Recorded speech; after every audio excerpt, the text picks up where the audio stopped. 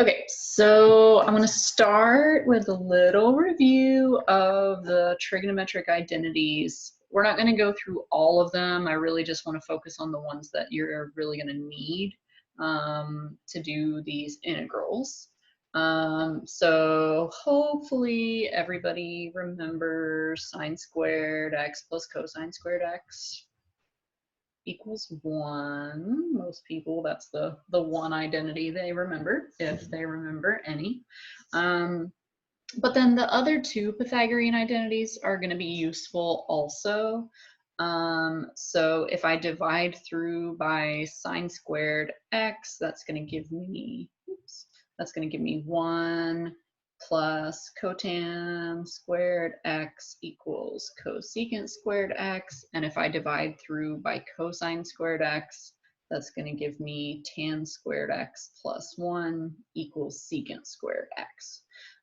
So the way that these are going to come into play, especially these two, so remember that the derivative of tangent is secant squared x, and the derivative of cotan x is negative cosecant squared x. So hopefully you can see how, if I could replace an expression like this with secant squared x, that would make it easier to integrate.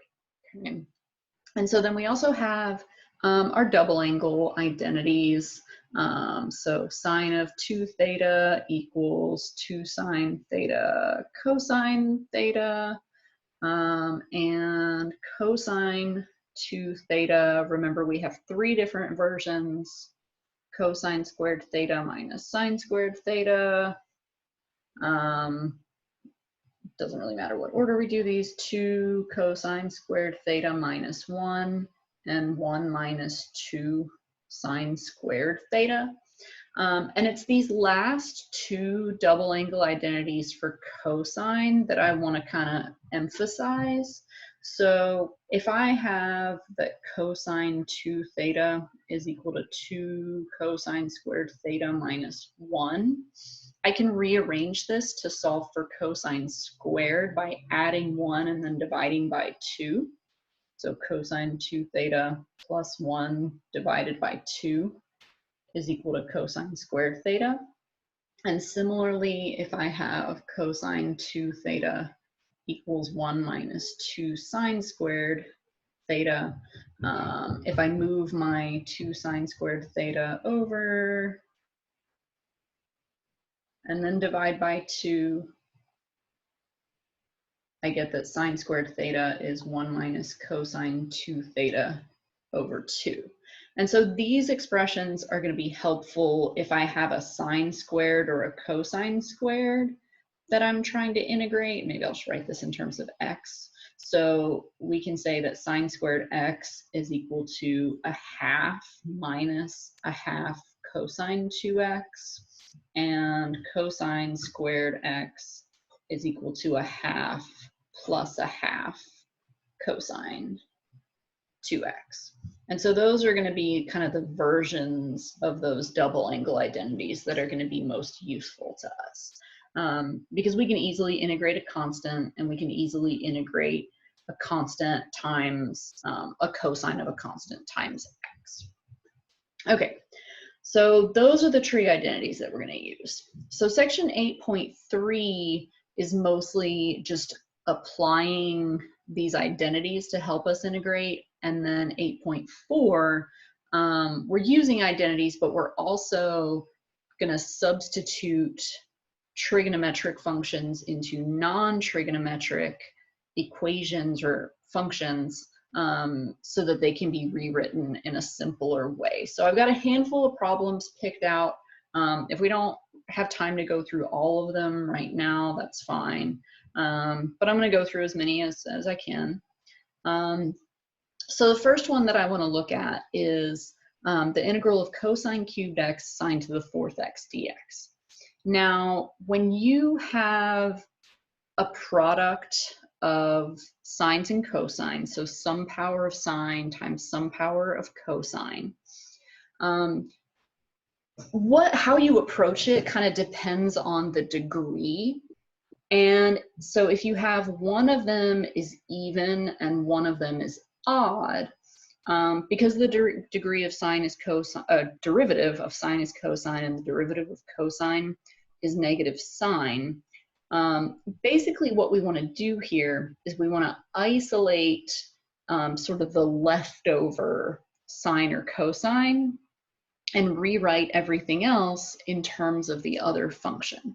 So in this case, I want to think about this integral as I'm going to break this cosine cubed up into cosine squared x times cosine x times sine to the fourth x dx. And I want my cosine x dx to kind of act as my du part. And I want to rewrite this cosine x in terms of sine. So I'm going to use that Pythagorean identity. And so I'm going to rewrite this as 1 minus sine squared x. So that's using Pythagorean. I'm going to distribute sine fourth x to that. And then I have this cosine x dx. So simplified, this is going to look like sine to the fourth x minus sine to the sixth x times cosine x dx. And while this may look slightly complicated, at this point it's fairly simple u substitution. So I would let u be sine x, my du is there. And so I can really just write this as the integral of u to the fourth minus u to the sixth du. And so now it's just simple power rule for integrals, 1/5 u to the fifth minus 1/7 u to the seventh plus c, or since u was sine x, 1/5 sine to the fifth x minus 1/7 sine to the seventh x plus c. And you're going to notice a trend that a lot of the answers are going to kind of have a similar form like this. Anyway, okay, so that's the first one, where we're breaking up an odd power of sine or cosine, applying that Pythagorean identity so that I can just do a u substitution. Here, sine squared of 2x, I would say anytime you have like a single sine or cosine squared, you're going to use these double angle identities that are rewritten. So in that problem, I had a sine squared x. The important thing to remember when you're applying these identities is that whatever x you have here is the same as the x you have here. So if my identity says that sine squared x is equal to 1/2 minus 1/2 cosine 2x, right? So that's what it says. Then here I have sine squared of 2x. So sine squared of 2x, oops, emphasize that 2x there. The halves are going to be the same. The cosine is going to be the same. The 2 is going to be the same, but I'm replacing the 2 with 2x. So that's actually going to be a cosine 4x. So that's kind of one of the places that people make common mistakes. So just be careful and watch out for that. All right, so I'm going to rewrite this integral as the integral of what we just found here, 1/2 minus 1/2 cosine of 4x dx.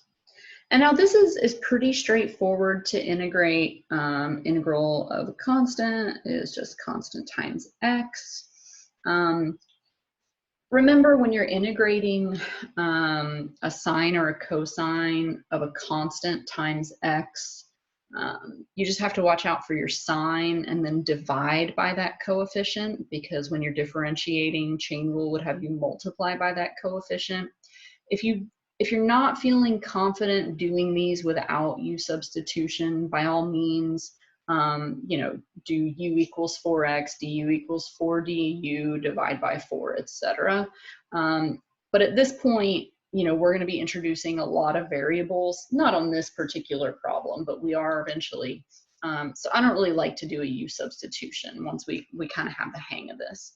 So I really just want to think about the fact that the integral of cosine is sine, and then I'm going to divide by 4. So this is going to be minus an eighth sine of 4x plus c. Yeah. So just kind of like quick and dirty, if I let u be 4x, du would be 4 dx.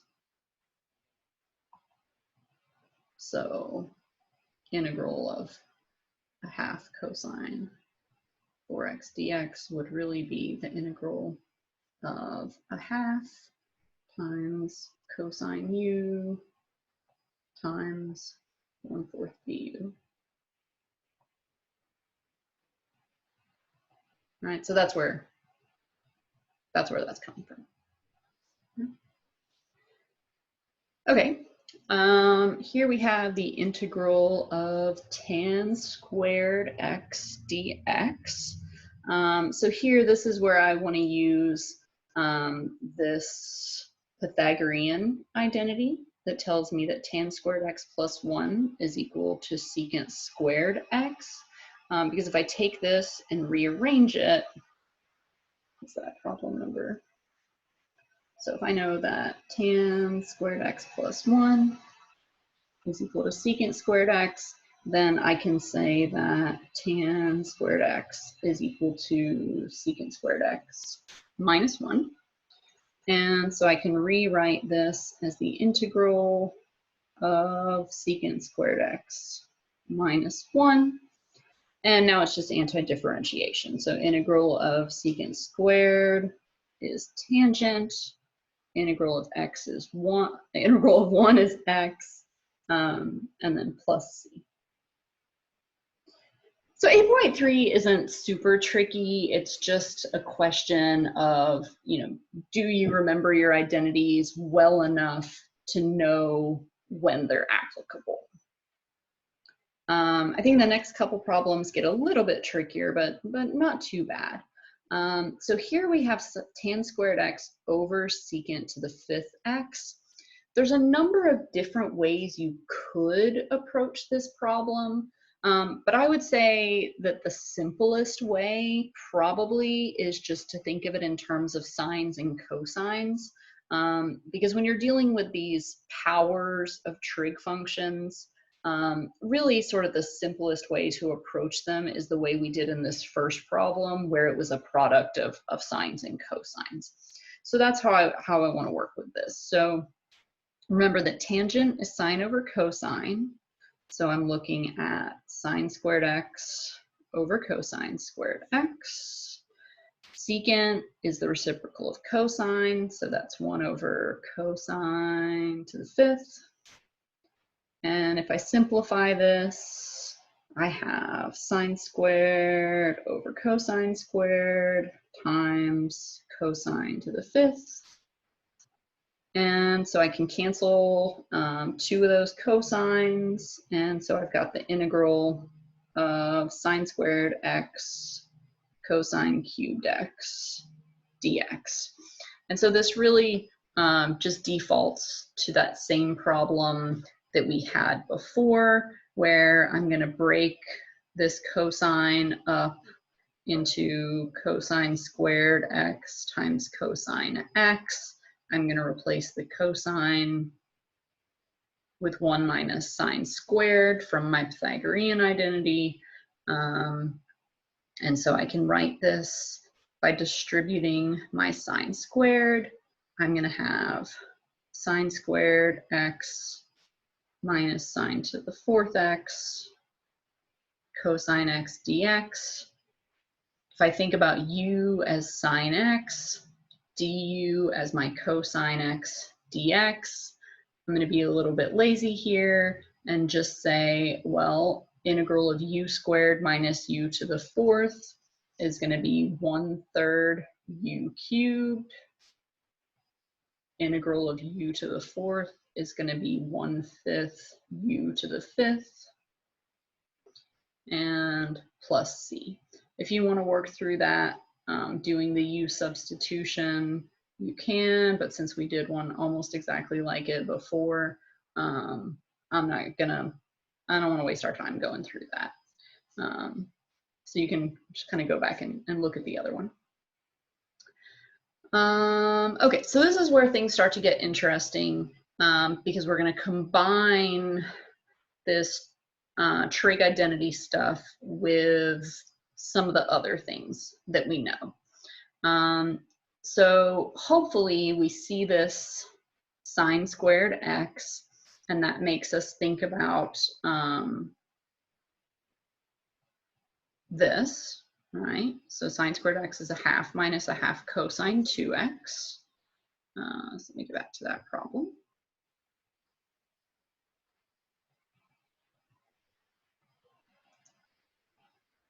And then we see a product of a trig expression times a power of x. And hopefully, after doing all that integration by parts stuff, you kind of feel like, oh, well, I want to do an integration by parts where I let my u be x squared so that when I differentiate it, I'm reducing the degree. So that's exactly what we're going to do here. So I'm going to make this substitution first. So I'm going to write this. I don't need all those little guys. So I'm going to rewrite this. Come back. No. I lost my. Hey guys, you're on YouTube now because I lost my screen sharing. Oh no. Say hi to YouTube for a second. I don't know how I ended up closing OneNote, but I'm gonna disappear. Oop.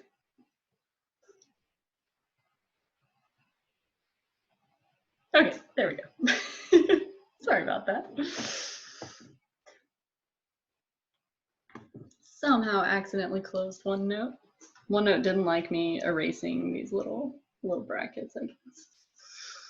Okay, so let's rewrite this thing as the integral of x squared times 1/2 minus 1/2 cosine 2x dx.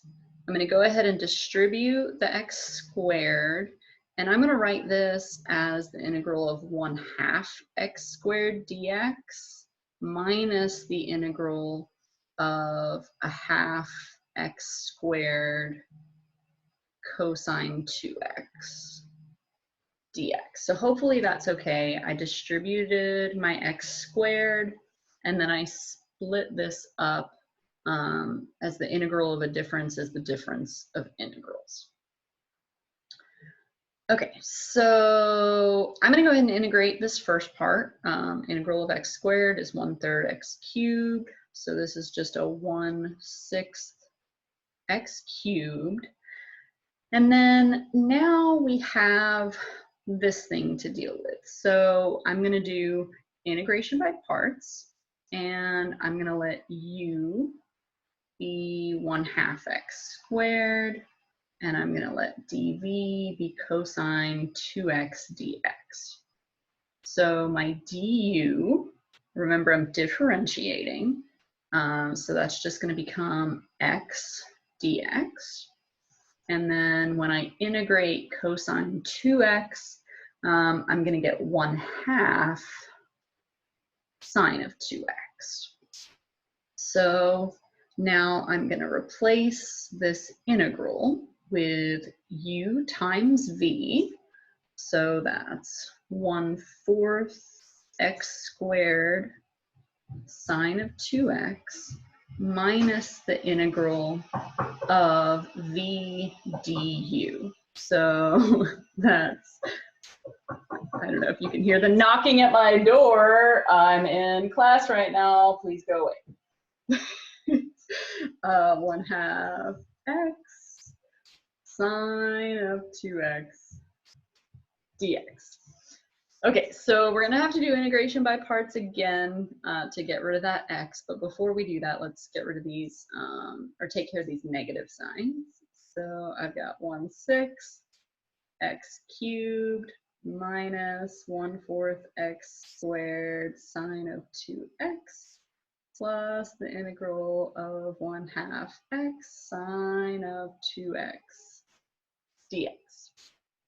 All right, so if I do integration by parts again, I probably don't have room to do it off to the side the way I have my screen set up.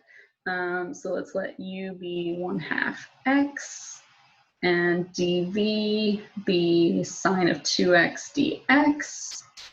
So du is just going to be 1/2 dx, and v will be negative 1/2 cosine 2x. Right? Derivative of cosine is negative sine, so integral of sine is negative cosine. Okay, so now we have 1/6 x cubed minus 1/4 x squared sine of 2x plus, and thankfully it's plus, so I don't need parentheses. Actually, I'll go ahead and put parentheses since I'm adding a negative.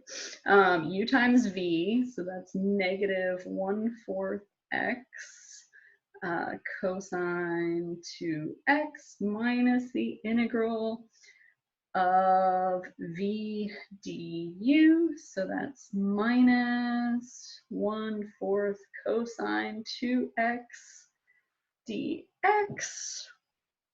I'm going to simplify my signs, and so 1/6 x cubed minus 1/4 x squared sine of 2x minus 1/4 x cosine 2x plus the integral of 1/4 cosine 2x dx.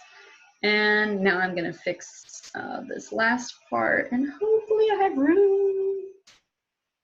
Minus 1/4 x squared sine of 2x minus 1/4 x cosine 2x. All right, so integral of cosine is sine. I need to divide by 2, so that's going to be an 1/8 sine of 2x plus c. I know it's kind of long, but anytime you have to do integration by parts more than once, it gets kind of long. The real trick here is kind of first recognizing that you have to do integration by parts, but then also recognizing that you have to use that double angle trig identity. So, all right, last one for this section, integral of secant 4x dx. And this one, I mean, it may as well be just what is the integral of secant x. You're going to approach it the same way. But the idea is that we don't have a nice formula for the integral of secant x, right? We have a nice way to integrate sine x and cosine x. We can think about tangent and cotangent as sine over cosine or cosine over sine. Do a u substitution, and then they're just an integral of du over u, which we know is natural log absolute value of u. But secant and cosecant are a little bit trickier because we don't just magically have a way to integrate, for example, 1 over cosine x. That's not particularly helpful. So what we have to do when we're integrating secant or cosecant is just a little algebra trick. We've looked at algebra tricks where we're adding 0. This time we're going to do an algebra trick where we are multiplying by 1. So what I'm going to do is I'm going to take my secant of 4x, and I'm going to multiply it by secant of 4x plus tangent of 4x over secant of 4x plus tangent of 4x. And if you can't really see where we're going with this, remember that the derivative of secant x is secant x times tangent x, and the derivative of tangent x is secant squared x. So if I can introduce some secant x tan x's and some secant squareds, I've definitely got a lot more to work with. Okay, so that's the point of this algebra trick. Because now, if I distribute that secant 4x in the numerator, I'm looking at secant squared 4x plus secant 4x tangent 4x over secant 4x plus tangent of 4x. Okay, and then we can just do a nice u substitution for that denominator.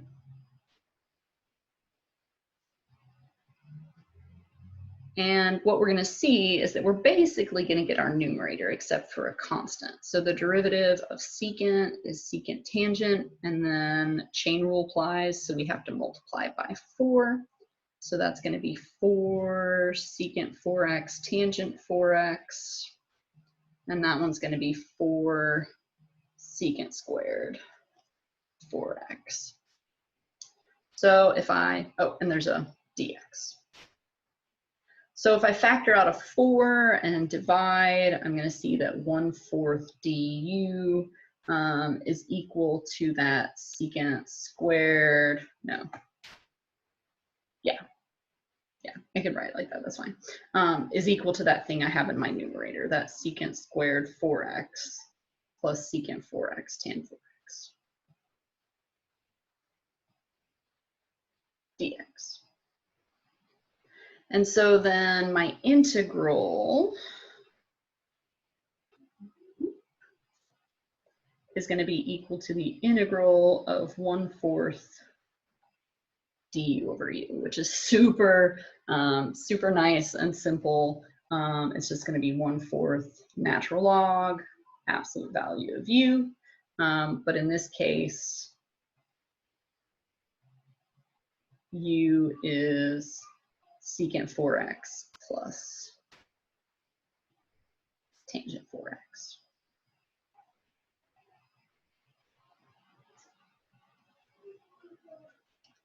All right, I am going to stop.